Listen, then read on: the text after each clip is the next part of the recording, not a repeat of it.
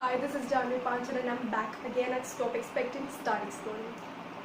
Hey, no, I'm not going to speak English language today. I'm going to speak a different language which is Gujarati because મને બહુ જ બધાની comments and બહુ જ બધાના calls આવ્યા હતા કે I need to speak another language which is they recommend me to speak in Gujarati language. And so હું આજે ગુજરાતીમાં content લઈને આવી છું which is really great to listen, which is honorable as well. So આજનો મારો content છે that is love, Prem.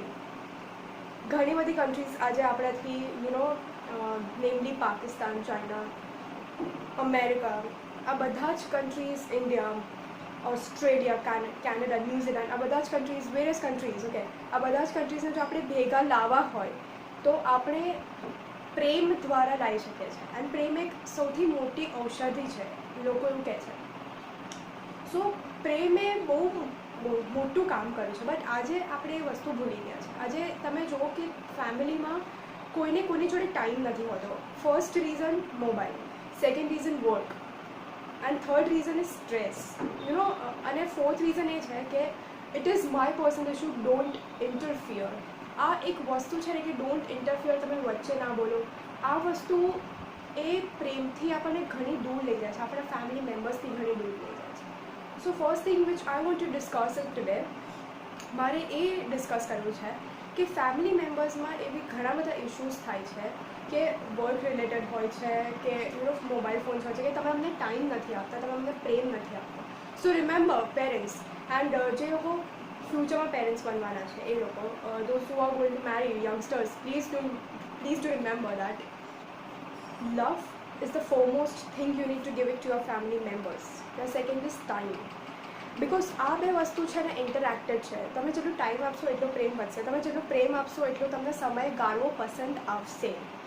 And the most thing which squeezes out me is કે આપણે સિબલિંગ્સ થઈને, ફેમિલી મેમ્બર્સ થઈને એકબીજાની જોડે આટલું બધું પરસ્પર સ્નેહભાવ થઈને પણ આપણે એકબીજા જોડે સેલ્ફિશનેસ બતાવીએ છીએ. આપણે એકબીજા જોડે ઓછું છતું જોવા કરતાં કેમ આપણે પ્રેમ નથી બતાવતા, કેમ એ લોકોની હામાં આપણે હા નથી કહી શકતા. That is vote Prem, that is vote love is, right.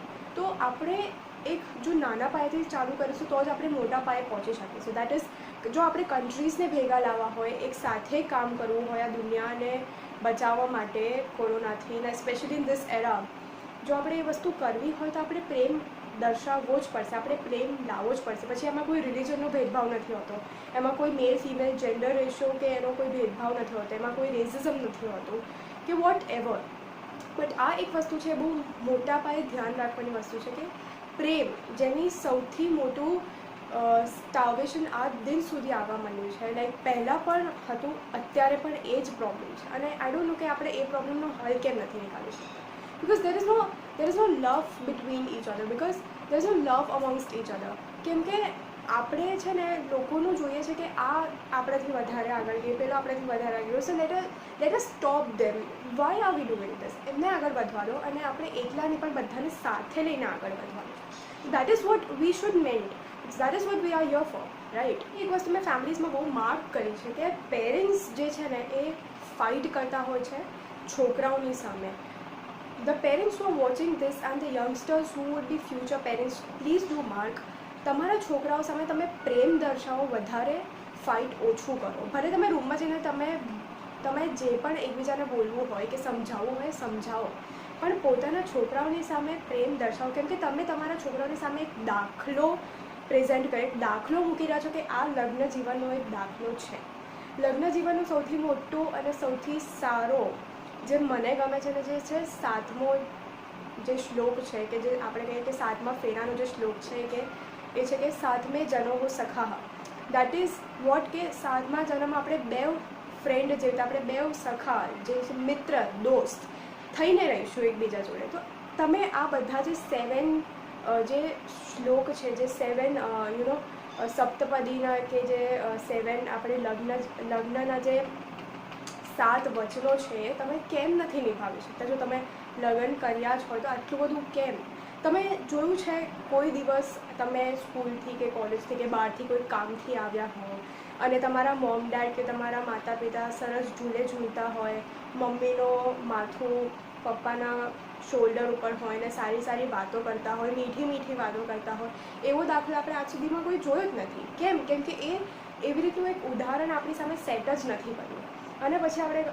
અને પછી છોકરાઓ ધીરે ધીરે બહાર પ્રેમ લેતા શીખી લે છે. So that is the main reason કે આપણે એક સારી રીતે દાખલો પ્રેઝન્ટ કરી નથી શક્યા. આપણે એ વસ્તુમાં ફેલ થયા છે અને આપણે આ સ્વીકારવું પડશે. પેરેન્ટ્સ કહે કે તારી મમ્મી તો આમ છે ને, તારા પપ્પા તો આમ છે ને, તારી મમ્મી તો એવી જ હતી, મને તો પહેલાં કોઈ બીજી મળી ગઈ હતો. આ બધું બોલવાથી જો ખરાબ સંસ્કાર પડતા હોય તો તમે કેમ ખરાબ સંસ્કાર પાડવા ઈચ્છો છો? એના કરતાં એટલું સારું કહે કે ના, તારી મમ્મી બહુ જ સારી છે, તારા પપ્પા બહુ સારા છે. જો આટલું પણ બોલશો ને તો પણ તમે એક સારો દાખલો પ્રેઝન્ટ કરી રહ્યા છો. કેમ કે પહેલાં જો ખરાબ વચનો છે, જો પહેલાં ખરાબ સંસ્કાર છે, તો શું આ તમે કેમ નથી દર્શાવી શકતા? જો તમે એટલું જ બધું બોલવા ઈચ્છો છો તો તમે આટલું એક વાક્ય કેમ સારું નથી બોલી શકતા? That is what I મેન્ટ four. કે એક પ્રેમ જે છે જો નાના પાયે ચાલુ થશે ને તો એક મોટા પાયે સુધી પહોંચી શકશે. એક ટૂંકો ને નાનો દાખલો લઈ લો. એક છોકરા છોકરીને 7 વર્ષ થઈ ગયા હતા રિલેશનશિપમાં. એ લોકોની એન્ગેજમેન્ટ થઈ ગઈ હતી અને એ લોકોનું એન્ગેજમેન્ટ એનિવર્સરી હતી. સો એ લોકો છોકરી મસ્ત રેડી થઈને બેઠી હતી એન્ડ છોકરો તો ઓફિસ ગયો હતો અને ઓફિસમાંથી પછી ડિરેક્ટ સાડીની શોપ પર ગયો, સાડી લઈને પેક કરાવીને સીધો ઘરે આવ્યો અને કીધું કે હે ક્યાં છો તું? તો એને કીધું કે હું અહીંયા છું. પછી એકબીજાને વિશ કર્યું અને પહેલાં પછી ગિફ્ટ આપી અને ગિફ્ટ આપીને પછી સાંભળજો બહુ જ કેરફુલી, 7 વર્ષની રિલેશનશિપ અને એક આટલી વસ્તુ જો તૂટી શકે છે તો તમે જ તોલો કે પ્રેમનો દોરો કેટલો જ નાજુક છે. પેલો આવ્યો, એને ગિફ્ટ આપી, પેલીએ ગિફ્ટ ખોલી છોકરીએ અને છોકરીએ જેવી ગિફ્ટ ખોલી એટલું પેલીથી બોલાવી ગયું કે ગ્રીન સાડી કોણ પહેરે?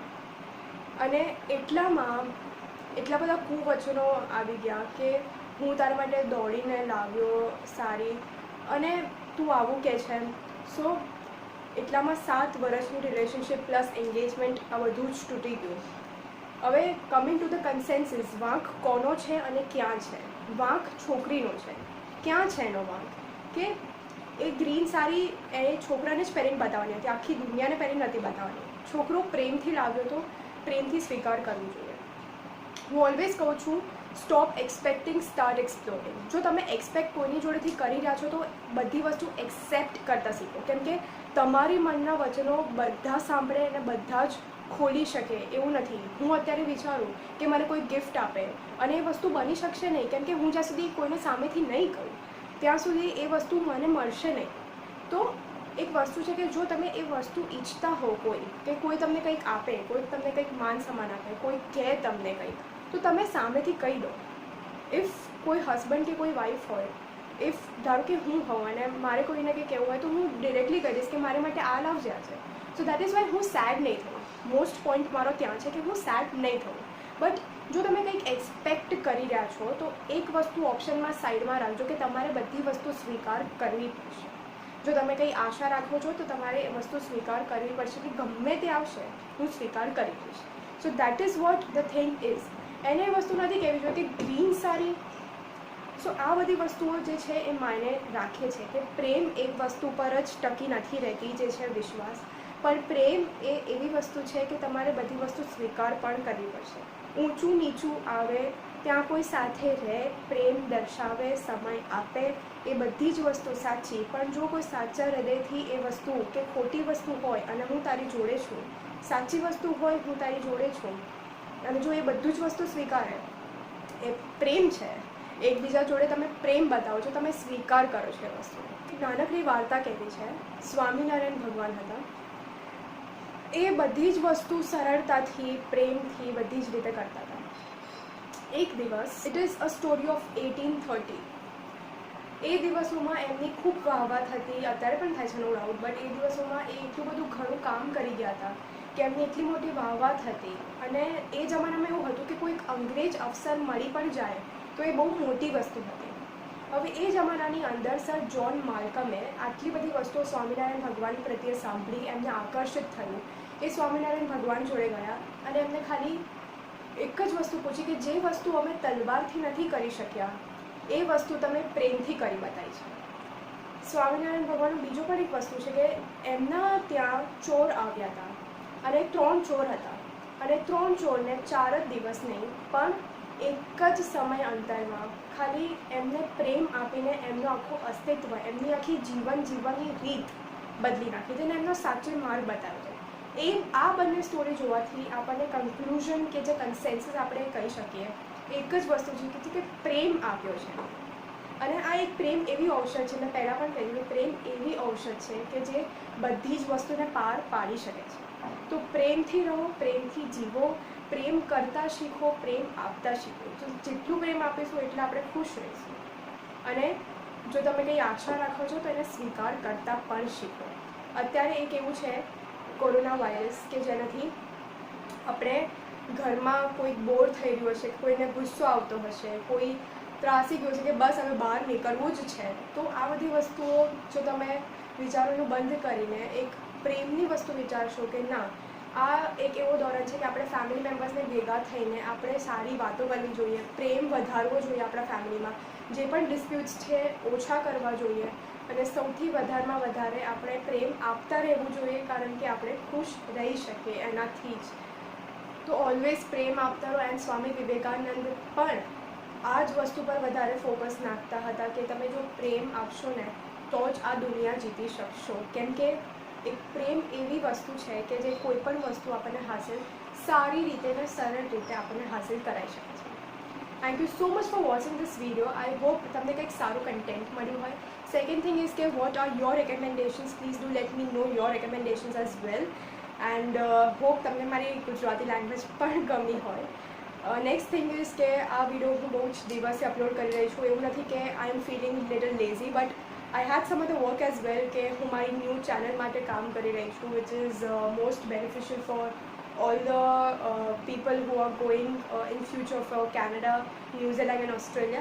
Yes, I'm talking about IELTS and it is coming soon on YouTube as well. Hope for the same support and love and kindness for that channel as well. Stay healthy, stay safe and stop expecting, start exploring. પ્રેમ આપતા રહો, પ્રેમ લેતા રહો બીજા લોકોથી. Keep smiling and make people smile. And the most thing is don't go out of your houses unless and until it is important for you to go out. I'll assure you that I'll keep the videos posting 3 daysની અંતરમાં because I had some work as well and થોડીક મારે priority મારે બીજા વર્ક્સને પણ આપવી પડે છે અત્યારે બિકોઝ એઝ આઈ સેડ હું નવી ચેનલ માટે કામ કરું છું. સો લિટલ બટ ઓફ કન્ટેન્ટ મારે એનું પણ જોવું પડે છે, સર્ચ કરવું પડે છે, ઇન્ફોર્મેશન ભેગી કરવી પડે છે and lot of things are there as well in side. So stay healthy, stay safe once again, and if you like this video don't forget to comment, subscribe, share and like this video. Thank you so much.